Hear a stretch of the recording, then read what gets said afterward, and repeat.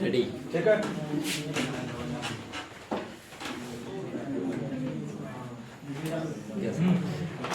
चलिए आज का हमारा चैप्टर है sweetest love I do not go. Sweetest love I do not go, प्यारी महबूबा आई डू नॉट गो, मैं नहीं जाता। नहीं होगा। यहाँ गो का स्पेलिंग देखिए क्या है, GO। इस पोइम में हम लोग जब पढ़ेंगे तो अधिकतर वर्ड जो है ओल्ड फॉर्म में होगा। अब ये ओल्ड फॉर्म में क्या होता है, जैसा आप लोग जानते हैं कि इंग्लिश का दो रूप है, एक है आपका ओल्ड इंग्लिश और एक है आपका मॉडर्न इंग्लिश। तो ओल्ड इंग्लिश में जो कुछ शब्द था उनको मॉडर्न इंग्लिश में मॉडिफाइड कर दिया गया। जैसे गो है तो गो का स्पेलिंग ओल्ड इंग्लिश में GOE होता था और मॉडर्न इंग्लिश में क्या हो रहा है, गो। इस प्रकार से बहुत सारा शब्द आएगा और हम लोग आज के दौर में किस रूप में उसका मीनिंग हो रहा है हम लोग देखेंगे। तो चलते हैं, स्टार्ट करते हैं हम लोग। Sweetest love I do not go. पहले थोड़ा सा कंपोजर के बारे में जान लेते हैं। कंपोजर है हमारा जॉन डॉन। जॉन डॉन नाम तो बड़ा सुंदर है, जॉन भी है और ये डॉन भी। अब यहाँ देख लीजिए हमारा जॉन डॉन को, लगता बीते जमाने का व्यक्ति है ये, इतना पुराना कि मत पूछिए। ये है मेटाफिजिकल पोइट। ये मेटाफिजिकल पोइट क्या होता है, अध्यात्म, आध्यात्म कवि। आध्यात्म कवि क्यों कहा जाता है इसको, तो देखिए जब ये 42 वर्ष की उम्र में पहुंचा तो ये शानदार शानदार प्रवचन करने लगा। ये रहने लगे चर्च में और चर्च में जो एक प्रकार का पादरी होता है उस प्रकार का कार्य करने लगा। तो जो बातें इनकी बोली जा रही थी वो बातें अधिकतर किससे संबंधित होता, गॉड से। इसलिए इस कवि को कहा गया क्या, अध्यात्म कवि, मेटाफिजिकल पोएट। इससे पहले इसने बहुत सारा ड्रामा करके रखा है, उस ड्रामा को भी हम लोग जानते हैं आखिर इसने कैसा ड्रामा किया अपने जीवन में, थोड़ा सा देख लेते हैं। और ये किस नाम से जाना जाता है, तो he is famous for songs. ये प्रसिद्ध है किसके लिए, सॉन्ग्स के लिए, सोनेट के लिए। सोनेट क्या होता है, 14 लाइन की कविता। सोनेट में हम लोग पढ़ेंगे, 12th में है। स्टेयर के लिए भी जाना जाता है। स्टेयर क्या होता है, प्रहसन। ये प्रहसन क्या होता है, चुटकिला। चुटकिला, प्रहसन क्या होता है, चुटकिला। इसमें भी ये हमारा जॉन डॉन साहब को महारत हासिल था। अगला है एलिगीज, शोक गीत। गाए कभी कोई व्यक्ति मर उड़ जाता है तो देखिएगा वहां पर जो है बैंड उड पार्टी जो जाता है, लोग ढोल बजाते हैं, तो वहां का गीत क्या होता है, खुशी वाला, बहुत ही शोक वाला गीत होता है, दुखदायी गीत होता है। तो उस तरह का गीत लिखने में भी ये हमारा कवि माहिर थे। साथ ही साथ ये अध्यात्म से जुड़े हुए थे, तो ये सरमन्स भी थे, अर्थात ये बेहतरीन बेहतरीन प्रवचन भी दिए हैं। इतना चीज जाना जाता है। क्या क्या देख लीजिए सर एक बार फिर से, metaphysical poet, songs, sonnet, satire, elegies और सरमन्स। अब थोड़ा सा इनका जन्म के बारे में जान लेते हैं। तो बॉर्ड कब हुआ, 22 जनवरी 1572। देख सकते कितना पुराना कवि। अब तक जो हम लोग पढ़े हैं और जो हम लोग पढ़ेंगे, जो भी 12th में पोइम पढ़ेंगे, उसमें जितने भी लेखक होंगे उनमें सबसे पुराना, सबसे पुराना, इससे पुराना कवि या लेखक आप 12th क्लास के इंग्लिश में नहीं पढ़ेंगे। ये हमारा जॉन डॉन साहब, जन्म कब का है, 1500। अब देखिए जन्म हुआ, जन्म होने के समय क्या हो रहा था, कहाँ हुआ जन्म सर, इन लंदन, लंदन में। और ये क्या है, into a prosperous Roman Catholic. इनका जो संबंध था, प्रोस्पेरियस मतलब धनी, रोमन कैथोलिक, जो ईसाई धर्म का केंद्र था, वो ईसाई धर्म का केंद्र पहले कहाँ था, रोमन में। और रोमन में जो संप्रदाय चल रहा था वो था क्या, कैथोलिक। और इस संप्रदाय में बहुत तरह का दोष आया। दोष होने के बाद इस संप्रदाय का विरोध होने लगा और आया प्रोटेस्टेंटवाद। आप लोग सुने होंगे प्रोटेस्टेंटवाद। तो प्रोटेस्टेंटवाद किनका विरोध कर रहा था, कैथोलिक। इसका मतलब दोष किसमें था, कैथोलिक। और ये हमारा जो है हमारा जॉर्डन साहब किस खानदान से था, किससे संबंधित था? रोमन कैथोलिक से। तो क्या हुआ कि family when England was anti Catholic, तो जिस समय इनका जन्म हुआ था उस समय पूरा दुनिया में रोमन कैथोलिक जो था उनका विरोध चल रहा था। तो इंग्लैंड भी एक ईसाई कंट्री है, तो वहां पर भी रोमन कैथोलिक का क्या होगा? विरोध। तो यहां पर जिस समय इनका जन्म हुआ था तो इनके परिवार के खिलाफ भी आंदोलन चल रहा था कि ये एंटी कैथोलिक मूवमेंट था, ऐसे लोगों को देखना नहीं चाहते थे इंग्लैंड के निवासी या ये प्रोटेस्टेंट वादी लोग। अब आगे आइए,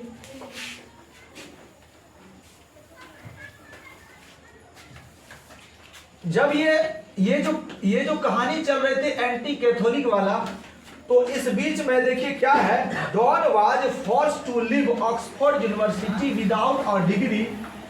तो ये इनकी पढ़ाई हो रही थी ऑक्सफोर्ड यूनिवर्सिटी, आज भी दुनिया में बहुत ही नाम रखता है यूनिवर्सिटी। तो ये इसी यूनिवर्सिटी में ये क्या कर रहे थे? पढ़ रहे थे, अच्छा स्टूडेंट भी थे। लेकिन क्या कर रहा है कि डॉन वाज फोर्स्ड, डॉन को फोर्स्ड मतलब फोर्स करके जबरदस्ती लिव निकाल दिया गया। कहां से निकाला? ऑक्सफोर्ड यूनिवर्सिटी से, विदाउट अ डिग्री, कोई डिग्री दिए बिना, कोई भी डिग्री दिए बिना इनको ऑक्सफोर्ड यूनिवर्सिटी से निकाल दिया गया। क्यों निकाल दिया गया? क्योंकि पूरा इंग्लैंड में क्या था? एंटी कैथोलिक, और ये इसको मान रहे थे कैथोलिक को। अब जब ये निकाल दिया गया तो क्या इनकी पढ़ाई लिखाई नहीं हुई? जी, ये पढ़े, कहाँ पढ़े? कैम्ब्रिज यूनिवर्सिटी में पढ़े और लिंकन यूनिवर्सिटी में पढ़े। लेकिन जो ऑक्सफोर्ड यूनिवर्सिटी में था वहां से इनको क्या किया गया था? निकाल दिया गया था। इनकी मृत्यु की बात करें, डाइट की बात करें, इनकी मृत्यु भी 31 मार्च 1631 को, ये भी कहा हुआ है? जन्म देख लीजिए एक बार, 22 जनवरी 1572, और मृत्यु कब? 31 मार्च 1631, कहां? अब जब एंटी, ध्यान दीजिएगा, एंटी कैथोलिक चल रहा था तो इन लोगों का क्या हो रहा था? विरोध हो रहा था।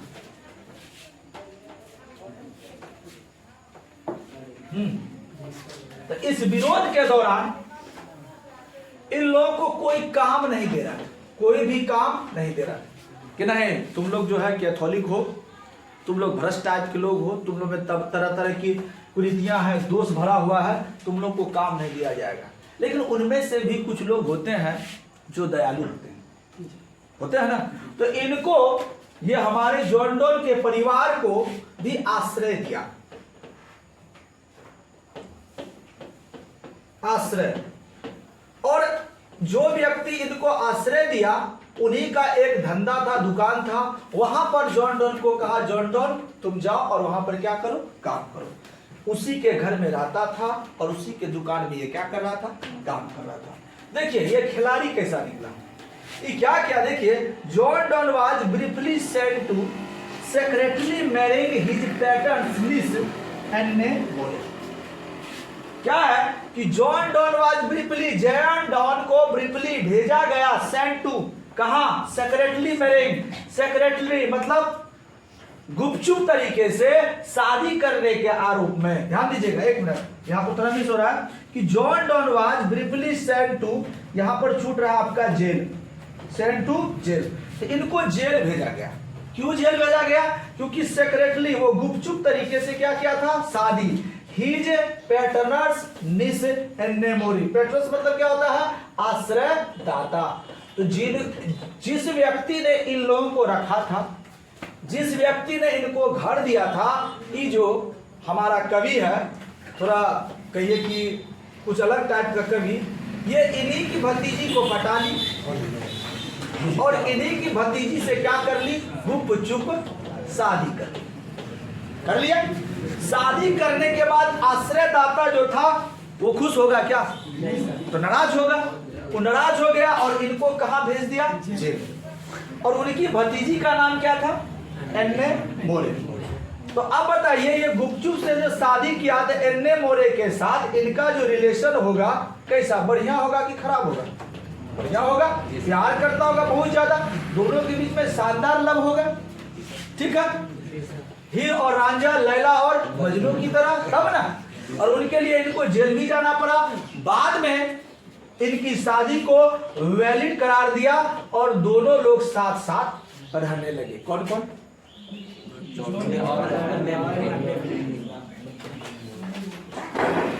हो गया जी सर।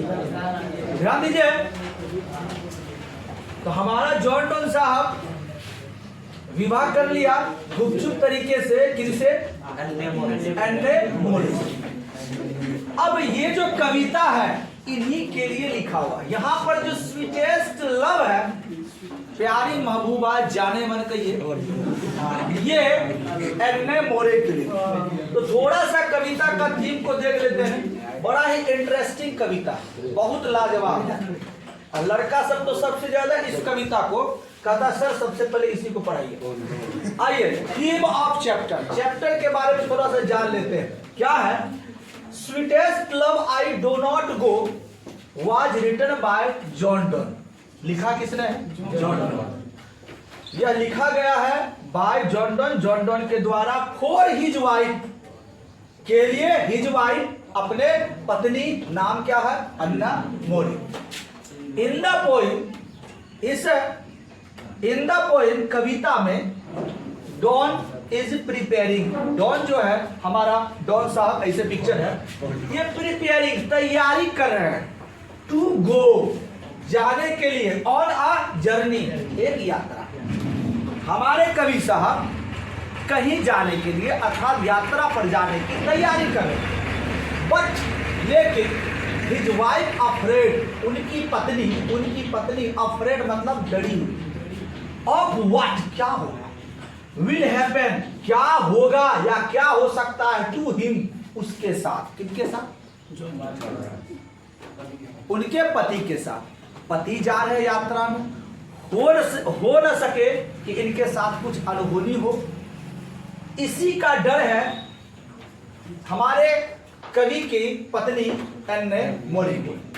कहता है कि and does not want to him to go, और does not want to him to go, does not नहीं, वांट चाहती है उसे, टू गो जाने के लिए, वह उसे जाने के लिए देना नहीं चाहती, वह नहीं चाहती है कि हमारा पति जॉन डॉन जाए।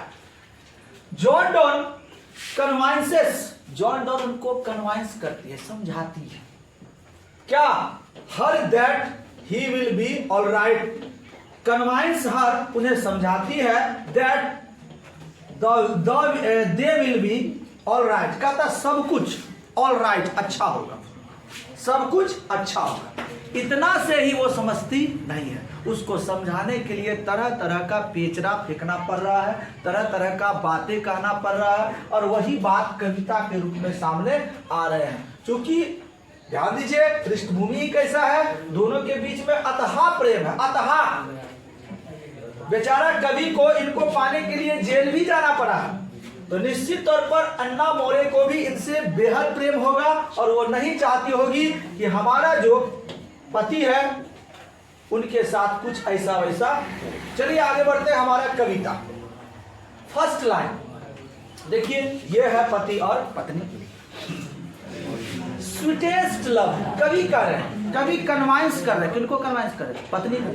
कहता स्वीटेस्ट लव, ओ मेरी प्यारी महबूबा, ओ मेरी जाने मन, आई डू नॉट गो, मैं नहीं जा रहा, मैं नहीं जा रहा, मैं नहीं जा रहा। बात है कि मैं नहीं जा रहा। होता कभी कभी कि हम लोग कहीं जाते हैं, कोई बच्चा रोने लगता है, हम कहीं थोड़ी जा रहे, नहीं जा रहे, तुरंत में आ रहे, हम कहीं नहीं जा रहे, बस कभी भी उसी को समझा रहा है, हम कहीं नहीं जा रहे, बस तुम्हारे आस पड़ोस रहेंगे। कैसे रहेंगे? ये बात हमारे कवि समझा रहे हैं। क्या कहते हैं कि for weariness of the old English, इसका अर्थ होता है यू। क्या होता है? यू। कहता हम नहीं जा रहे हैं, जा रहे हैं, उसके बावजूद भी क्या करें? हम नहीं जा रहे। अर्थात ये समझा रहे हैं कि हम कहीं नहीं जा रहे, फिर भी ये जा रहे हैं। कह रहे हैं कि मैं जो जा रहा हूं, ये मत समझना, ये मत समझना तुम कि फॉर वियरनेस, मैं तुमसे, वियरनेस मतलब उब चुका।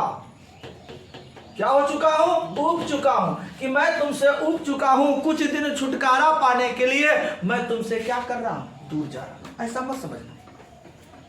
हम तुम्हारे हैं, तुम हमारे, हम दोनों बने ही हैं एक दूसरे के लिए। कहता है नॉर, ना ही इन द होप, ना ही हमें ऐसा आशा है, the world can show a fitter love for मी, और ना ही मुझे इस दुनिया से कैन शो आशा है, कैन शो कि वो दिखाए a fitter love for me. Fitter मतलब होता है सच्चा, फिटर मतलब सच्चा, लव मतलब प्रेम, और ना ही मुझे इस दुनिया से आशा है कि वो मुझे सच्चा प्रेम करे जैसा कि तुम करती हो। मतलब तुम्हारे जैसा प्रेम इस दुनिया में हमको कहीं मिलने वाला नहीं है, इसलिए तुम ये बिल्कुल दिमाग से उतार दो कि मैं जो जा रहा हूं मैं इसलिए नहीं जा रहा हूं कि मैं तुमसे उब गया हूं या दुनिया तुमसे ज्यादा मोहब्बत हमको कर रहा है। क्लियर? आगे बढ़ रहे हैं, क्या कर रहे हैं? कहता टू जल्दी है, आगे है but since that must die at last. यदि तुम ऐसा सोच रही हो कि मेरे साथ कुछ अनहोनी हो जाए, अनहोनी में क्या होगा? हमारी क्या हो सकती है? मृत्यु हो सकती है, यही हो सकती है। तो कहता but since that must die at last, अगर तुम ऐसा सोच रही हो कि हमारी मृत्यु हो जाएगी तो सोचने की आवश्यकता नहीं है। सिंस चूंकि I must die at last, अंततः मुझे मरना ही होगा। इस संसार में कोई भी जीने के लिए नहीं आया है, वो आज ना कल मरेगा। इसलिए यदि तुम ऐसा सोच रही हो तो बिल्कुल ऐसा सोचना बंद कर दो, आज नहीं तो कल मुझे मरना ही होगा। यहां पर टिस लिखा है, ये टिस नहीं है, ओल्ड का क्या है? दिस। कहता this best to use my self in jest, हमको लगता है कि दिस बेस्ट यही अच्छा होगा, यही सबसे बेहतर होगा, टू यूज मी कि मैं यूज हो जाऊं, यूज हो जाओ मैं सेल्फ अपने आप में इन जेस्ट। जेस्ट मतलब होता खुशी खुशी, जेस्ट मतलब खुशी खुशी कि मैं कभी भी मर सकता हूं, मुझे मौत से कभी डरना नहीं चाहिए।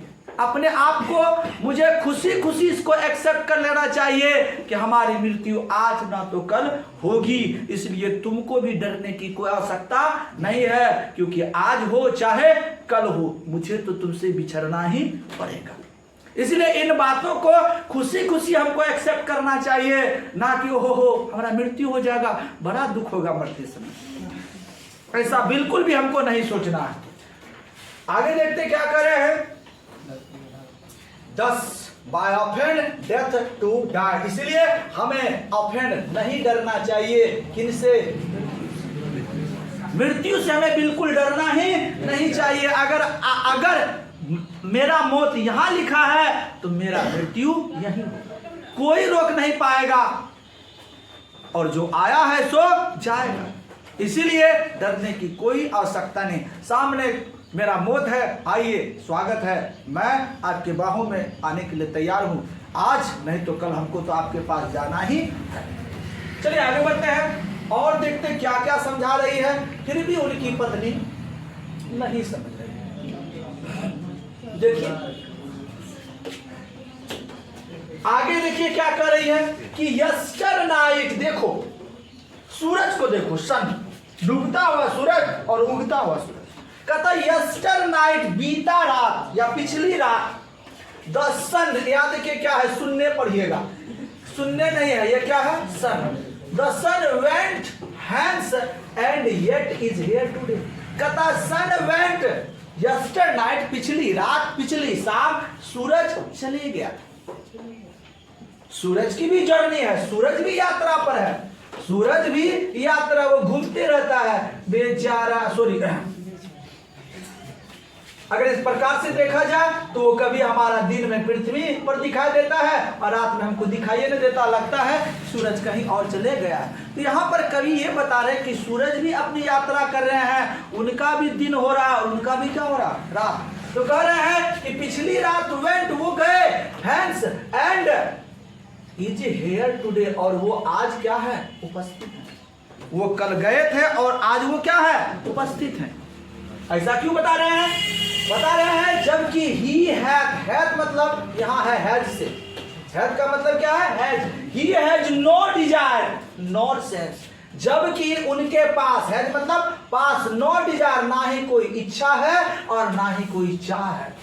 डिजायर मतलब इच्छा, सेंस मतलब चाह। ना तो कोई डिजायर है ना ही कोई चाह है, उसके बावजूद भी वह पिछली रात गया था और फिर आज सुबह देखो भगभगा रहा है, भगभगा रहा है। कहता है नोर हाफ सो शॉर्ट वे, जबकि उनके पास हाफ मतलब हाफ सो शॉर्ट, छोटा से छोटा भी वे मतलब उद्देश्य भी नहीं। सूरज का आज आने का कोई उद्देश्य नहीं था। वो चाहता तो बोलता हमरा कोई काम धंधा नहीं है, कल हम नहीं जाएंगे, 5-6 दिन रहते हैं, ऐसे आराम करते हैं तब जाएंगे। लेकिन बिना उद्देश्य के, बिना लक्ष्य के, बिना काम के फिर वो आया, फिर आज वो शाम में जाएगा, फिर वो कल आएगा, रुकेगा नहीं। वो गया और आया, जबकि उनका कोई भी इच्छा, कोई चाह भी, कोई भी उद्देश्य नहीं था। कहता देन फियर नॉट मी, तो तुम्हें डरने की जरूरत नहीं है, मेरे बारे में डरने की आवश्यकता नहीं है। क्यों नहीं है? क्यों नहीं है? क्यों नहीं है? क्योंकि but believe that shall make speedier journey, speedier journey since I take more wings and spelling गलत है, यू स्पर्श देन ही। जबकि कहता है यहाँ पर कि बट लेकिन बिलीव करो, बिलीव मतलब विश्वास, विश्वास करो, दैट आई सेल मैक, मैं जो है मैक बनाऊंगा, सेल मैक मैं बनाऊंगा, स्पीडियरी, स्पीडियरी मतलब होता है त्वरित, त्वरित मतलब होता है तुरंत, तुरंत मतलब जल्दी, मैं बहुत जल्दी जर्नी अपनी यात्रा को खत्म करके आऊंगा, यानी कि अपनी यात्रा को बहुत जल्दी समाप्त करूंगा, अपनी यात्रा में ज्यादा समय लगने नहीं दूंगा। क्यों? क्योंकि more wings and spear than he, मेरे पास बहुत ज्यादा, मोर मतलब बहुत ज्यादा, विंग्स मतलब उद्देश्य है, स्पेयर्स मतलब चाह है, और वो चाह कोई और नहीं है, वो तुम हो, तुम्हारे लिए मुझे आना ही आना है। सूरज के पास कुछ नहीं था, फिर भी वो आया, तो मैं कैसे नहीं आ सकता? मैं कैसे नहीं आ सकता?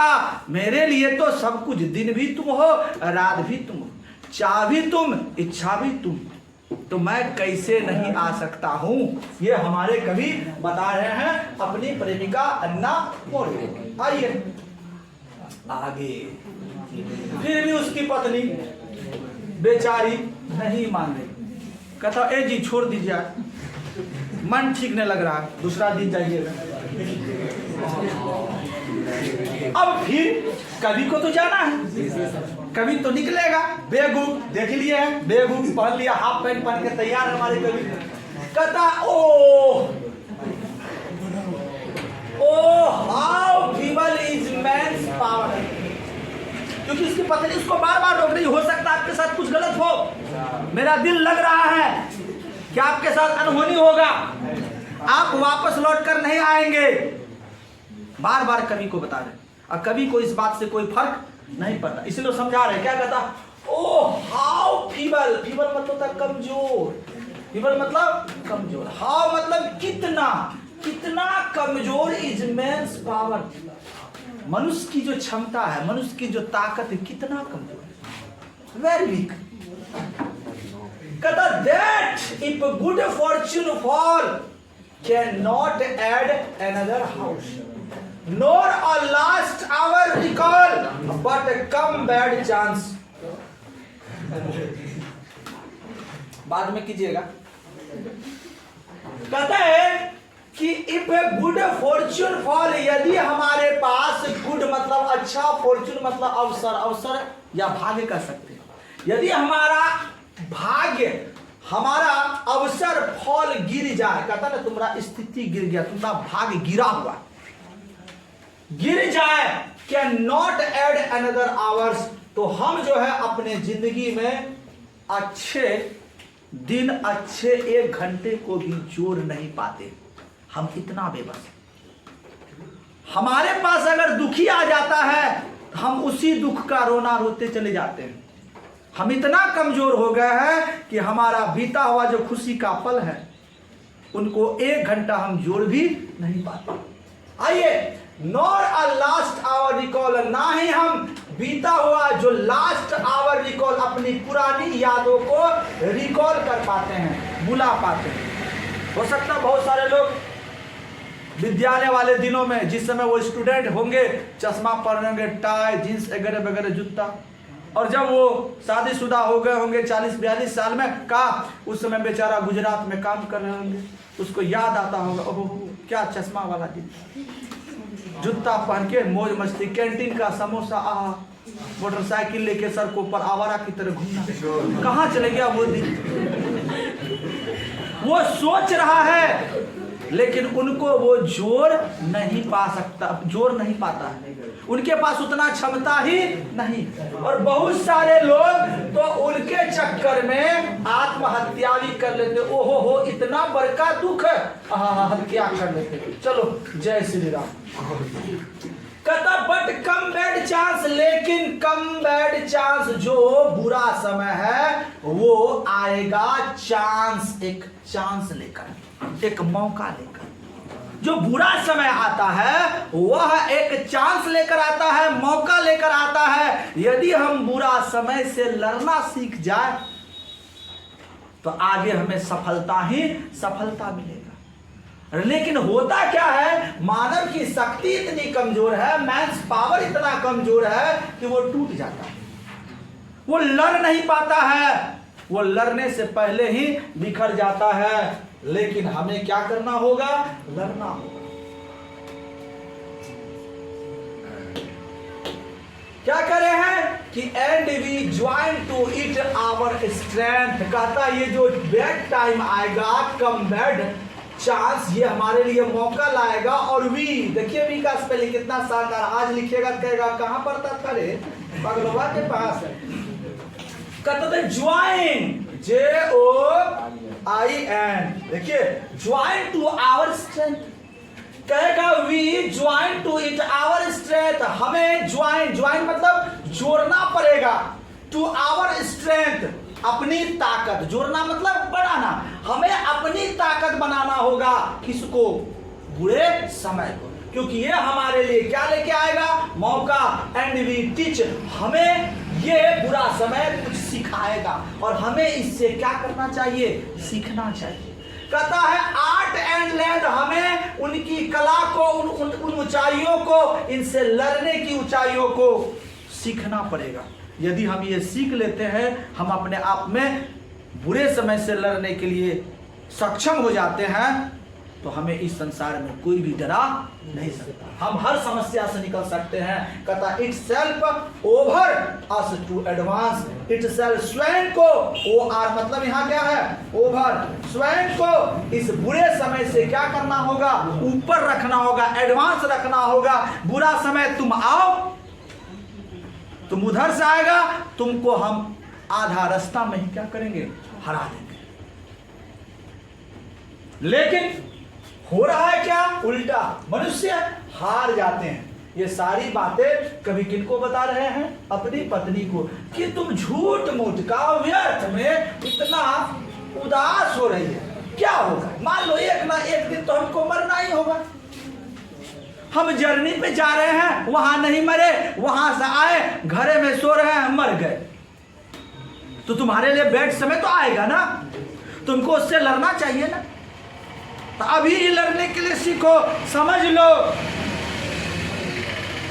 कि हमारा पति अभी नहीं है तो साफ, जिस दिन आया तो प्रेजेंट, और आपको रो नहीं कर सकता नहीं। लेकिन क्या है, हमारी कवि की पत्नी, क्योंकि इनकी प्रेमिका है और साथ ही साथ शादी जो की है वो गुपचुप तरीके से, तो बहुत जबरदस्त प्रेम होगा। और वो बार बार कह रहे हैं, फिर भी इनका ये है कि दिल है कि मानता, दिल है कि मानता नहीं, बार बार कह रहे हैं होवे ना होवे। अब फिर ये बेचारी को इतना समझा रही है, लेकिन कवि जो है, सॉरी, कवि की जो पत्नी है वो क्या कर रही है कि ये और ज्यादा रोना शुरू करिए। पत्नी नहीं है, लगभग उसी का पिक्चर, उसी तरह का पिक्चर लगा। कहता व्हेन दो मतलब यू, फिर देखिए when you sight, क्या है साइट, ऐसे होता है साइट, यहां पर लिख दिया साइट। साइट मतलब क्या होता है कराहना, रोना। कराहना वाला रोना देखे ना, ज्यादा क्लाउड नहीं होगा, ज्यादा आवाज नहीं होगा, लेकिन लगेगा कि रो रहा ना। तो कहता है you sigh'st not wind but sigh'st my soul. कहता तुम जो इस तरह से करा रही हो, विलाप कर रही हो, रो रही है, नॉट माइंड, ये ठीक नहीं, ये ठीक नहीं है। बट साइस्ट माई सोल, इस रोने से, इस कराने से मेरा सोल ऐसा लग रहा, मेरा सोल जो, मेरा आत्मा जो है अवे वो निकल रहा है। तुम इस प्रकार से जब रोती हो ऐसा लगता है मेरा जान निकल जाएगा। मत रो, प्राण निकल जाएगा, आंसू मत बहाओ। देखो क्या शानदार लफ्ज कहता when you, तो मतलब क्या होगा you weepest unkindly kind, जब तुम रोती हो unkindly, unkind मतलब अनचाहा, kind इस प्रकार से, तुम इस प्रकार से रोती है अनचाहा, जो मैं नहीं चाहता हूं। वैसे स्थिति में क्या होता है, my life blood doth decay, decay मतलब होता है सूख जाना या जम जाना। जब तुम इस प्रकार से अनचाहा तरीका से रोती है, तुम्हारी आंखों में जब मैं आंसू देखता हूं तो ऐसा लगता है मेरा लाइफ, मेरे जिंदगी का जो रक्त है, मेरे शरीर का जो रक्त है वो क्या हो गया, सूख गया है, जम गया। इसलिए मत रो, मत रो, रोने से हमारा प्राण निकल जाएगा, हमारा खून सूख जाएगा, तो हम जो रास्ते में मरने वाले हैं, जो तुमको आशंका है, यही ना मर। अभी बहुत बढ़िया तर्क दे रहे हैं, चलिए आगे देखते हैं। आंसू अन्ना मोरे जी का रुक रहे हैं कि नहीं रुक रहे। देखिए कहता it can't not be, it can not be, ऐसा मत करो, ऐसा करोगे तो मैं वहां क्या मरूंगा, यहीं मर जाऊंगा। कहता है दैट यू, दो मतलब you lowest me as you saidst me if in thine my life, दो मतलब you west, दो मतलब फिर you art the best of me। कहता है दैट कि दो you lovest me, तुम जो है मेरा क्या हो, प्रेम, तुम सबसे जबरदस्त प्रेम हो मेरा, मेरा रूह, मेरी चाह। कहता आज यू इस प्रकार से यू श्रेष्ठ, जब तुम कराहोगी, रोएगी, कराहोगी और रोएगी तो क्या होगा, इफ इन दाइन मतलब, फिर यहां दाइन मतलब क्या होगा, माई लाइफ यू वेस्ट, हमारा जिंदगी क्या हो जाएगा, बेकार हो जाएगा। दाइन माई लाइफ दो वेस्ट, हमारा जो जिंदगी क्या हो जाएगा, बर्बाद हो जाएगा। मैं तो तुम्हारे चेहरे पर केवल और केवल मुस्कुराहट देखना चाहता हूं। तुम इस प्रकार से जो रोएगी, कराहोगी, क्या होगा, मेरा जिंदगी बर्बाद, जीना लगता है यहीं पर समाप्त। अब हम वहां क्या मरे, यहीं पर कपार कान फोड़ के मर रहे। यू दो मतलब you art the best for me, तुम जो बनाया गया आर्ट, नमूना, नमूना हो, ईश्वर के द्वारा जो बनाया गया नमूना हो, बेस्ट ऑफ मी, वो मेरे लिए सबसे बेहतर है। इससे बेहतर नमूना हमें या हमारे लिए गॉड द्वारा कोई भी नहीं बना सकता, केवल और केवल तुम। फिल्म का नाम सिर्फ तुम। आइए आगे बढ़ते हैं, अब भी मान जाओ।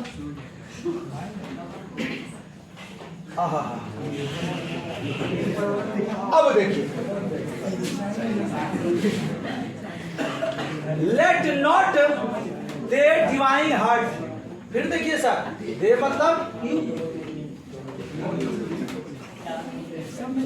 इधर ध्यान दीजिए, कहता let not you divine heart, अपने डिवाइनिंग मतलब पवित्र हृदय से, अपने पवित्र हृदय से, for think me any all, मत सोचो, फॉर मतलब FOR, थिंक THINK लगा हुआ, मी एनी इल, इल मतलब बुरा।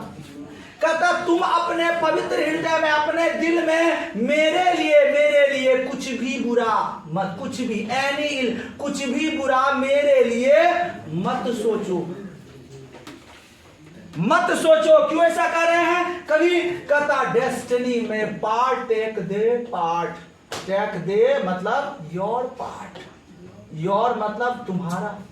कहता डेस्टिनी में टेक योर पार्ट, डेस्टिनी जो है, भाग जो है, वह अपना खेल तो खेलेगा। टेक योर पार्ट, तुम्हारा जो भाग में जो है, जो भी तुम्हारा भाग में है वो तो होगा, उसको कौन रोक सकेगा। इसलिए यहां कवि कह रहे हैं कि तुम मेरे लिए बुरा मत सोचो, क्योंकि भाग अपना खेल जरूर खेलेगा। यदि तुम अपने दिल में मेरे बारे में बुरा सोचोगे, कहीं वही हो जाए।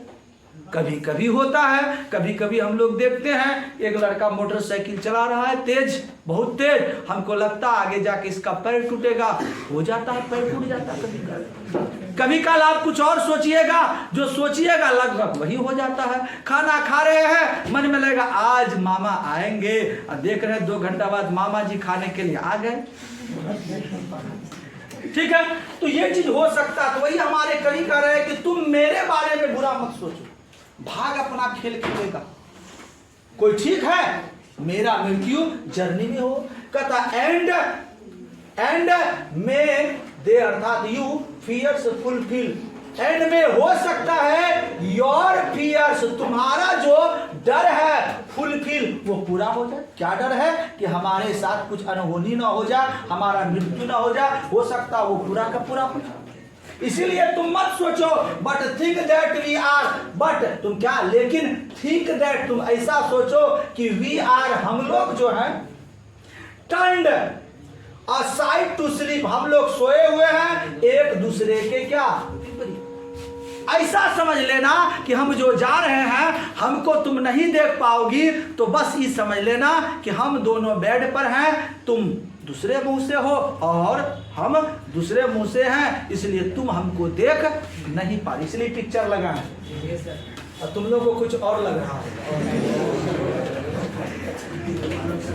आइए आगे बढ़ते हैं। कहता दे हु वन एनोदर, क्योंकि दे मतलब यहाँ वे लोग से है, लेकिन कविता का भाव है हम लोग जो बने हैं वन एनोदर, कि हम लोग जो बने हैं वन एनोदर, एक दूसरे के लिए।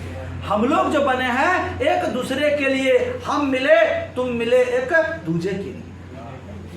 ये है आपका अलाइव नेवर पार्टेड, अलाइव जीवन भर, नेवर इसका मतलब क्या हुआ? नेवर पार्टेड भी, कभी भी हम लोग जुदा नहीं हो सकते हैं। भले हमारा प्राण निकाल ले, तुम्हारा भी प्राण निकाल ले, स्वर्ग में जाके भी हम लोग एक साथ ही रहेंगे, हमें कोई जुदा नहीं कर सकता। That's all.